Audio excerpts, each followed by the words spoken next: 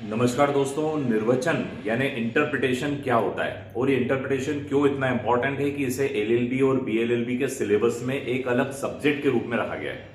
तो इंटरप्रिटेशन के बारे में आज समझेंगे इस वीडियो लेक्चर में। आप सभी का स्वागत है यूट्यूब चैनल लॉ इजी में। इंटरप्रिटेशन ऑफ स्टेट्यूट, इसको कहा जाता है कानूनों का निर्वचन यानी कानून का निर्वचन।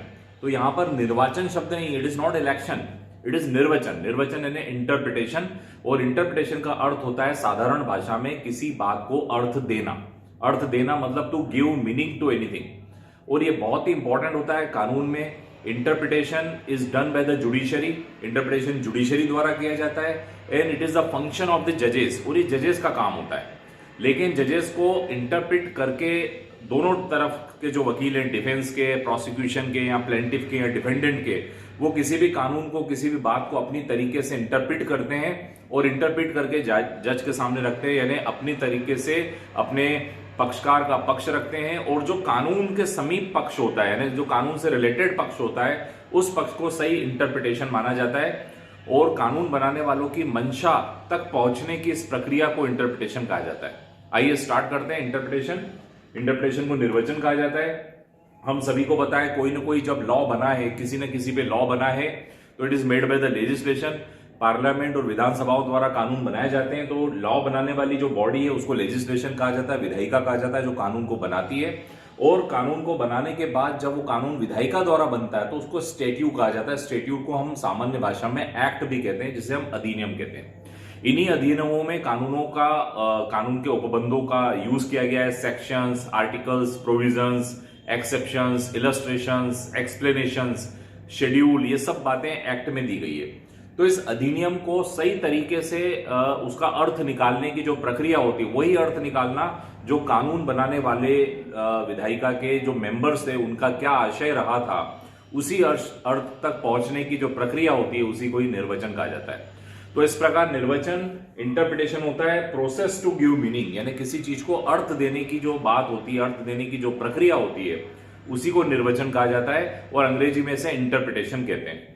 Now it is a function of the judiciary, as I told you कि ये किसका काम है, जुडिशरी का काम है, न्यायपालिका का काम है, and it is done by the court, और न्यायालय द्वारा, जजेस द्वारा किया जाता है। तो जजेस जब प्रोनाउंसमेंट करते हैं, यानी किसी जजमेंट का प्रोनाउंसमेंट करते हैं, तो उन्होंने क्या इंटरप्रेट करके प्रोनाउंस किया है वो सब उस जजमेंट में झलकता है। तो हम सामान्य भाषा में इंटरप्रिटेशन को यदि समझें तो it is done by the court. Interpretation एक ऐसी प्रक्रिया होती है जो न्यायालय द्वारा की जाती है। आर्ट ऑफ जजेस, इसको अनेक लोग जजेस की कला भी कहते हैं, यानी न्यायाधीशों की कला होती है।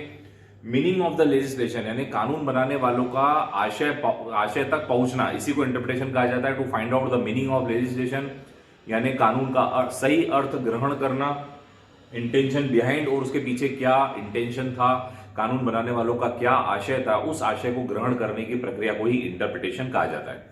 तो इंटरप्रिटेशन में किसी भी सेक्शन यानी किसी भी धारा, अनुच्छेद का अर्थ निकाला जाता है।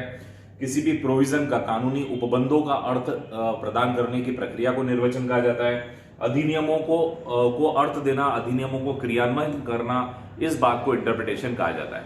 तो हम ये कह सकते हैं कि कानून हमेशा रिटन होता है, बहुत सारा कानून लिखित संविधान होता है, और जब लिखित होता है तो लिखित के अंदर शब्दों का प्रयोग होता है, उन शब्दों का कॉम्पोजिशन होता है, शब्दों के सेंटेंस होते हैं, उन सेंटेंस का सही अर्थ ग्रहण करना, वही इंटरप्रिटेशन होता है। क्योंकि कई बार शब्दों के दो दो अर्थ होते हैं, कई बार द्विअर्थी शब्द भी होते हैं, बहुअर्थी शब्द होते हैं, यानी वर्ड तो एक है but there are several meaning. शब्द तो एक है लेकिन उसके अर्थ अनेक हैं।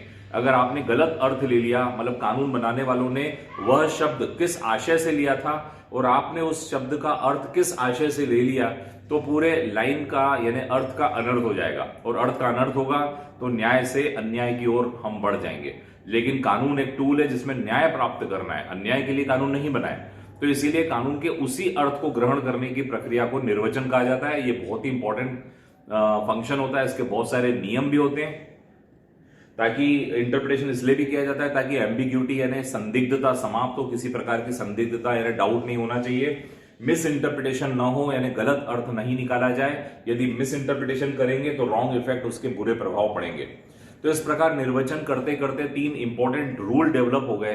निर्वचन के तीन नियम का प्रादुर्भाव हुआ।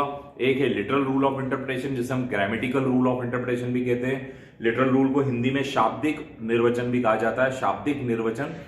जिसमें शब्दों पे ध्यान दिया जाता है। एक होता है गोल्डन रूल ऑफ इंटरप्रिटेशन, जिसे हम निर्वचन का स्वर्णिम नियम कहते हैं। और इसे स्वर्णिम इसलिए कहा जाता है क्योंकि ये शब्दों की जगह शब्दों के पीछे के भाव को, शब्दों के पीछे की आत्मा को देखता है, इसलिए इसको गोल्डन रूल ऑफ इंटरप्रिटेशन कहा जाता है। एक और रूल है मिसचीफ रूल ऑफ इंटरप्रिटेशन, जो एक हेडन्स के केस में 1584 में इंग्लैंड से निकला हुआ एक नियम है, जिसमें 4 सिद्धांतों पे ध्यान दिया जाता है। पृथक से मैं आपको literal rule of interpretation, golden rule of interpretation और मिसचीफ रूल ऑफ इंटरप्रिटेशन पे नेक्स्ट वीडियो अपलोड करूंगा, जरूर देखिएगा। Interpretation is very important subject of the law. I hope आपको इंटरप्रिटेशन का मीनिंग क्लियर हुआ होगा, इंटरप्रिटेशन में क्या किया जाता है, कौन इंटरप्रिटेशन करता है और इंटरप्रिटेशन क्यों इतना इंपॉर्टेंट होता है, वो बातें आज हम लोगों ने इस वीडियो लेक्चर में समझी। I hope you enjoyed this lecture. Kindly subscribe my channel law easy. Thank you so much.